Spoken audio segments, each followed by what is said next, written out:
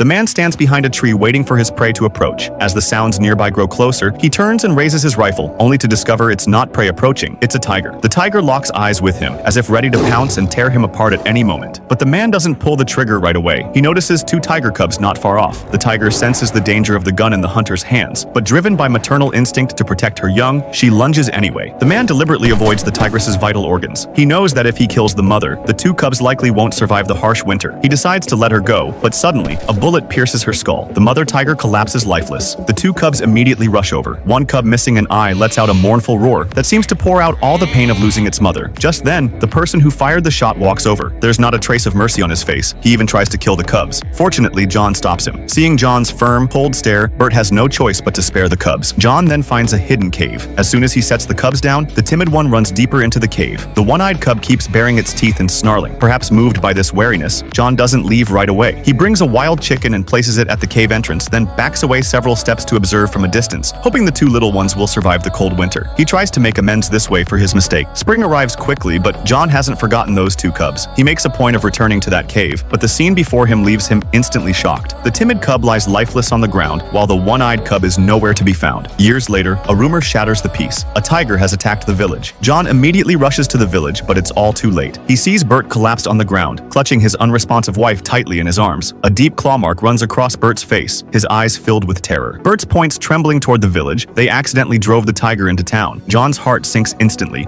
because his wife and son are still in the village. He grabs his rifle and runs toward the village, but he doesn't get far. Suddenly, he senses footsteps behind him. He holds his breath, acutely aware of slight movement nearby. Without hesitation, he fires in that direction. He knows he's hit his target. Just as he's about to move forward to confirm what he shot, a low growl sounds from behind him. John is too scared to turn around, but he can sense a massive tiger nearby. That one-eyed cub has grown into the king of the forest. The Tiger King detects a familiar scent. He doesn't attack, simply turns and slowly walks away. John breathes a sigh of relief, but suddenly, a terrible thought floods his mind. If the Tiger King was behind him, then what did he just shoot? When he goes to check, he freezes completely. Lying on the ground is his wife. From that moment on, John seems to lose his soul, utterly broken. He leaves the hunting party and chooses to let go of his hatred. Do you think John made the right choice? Follow me for a different movie story every day.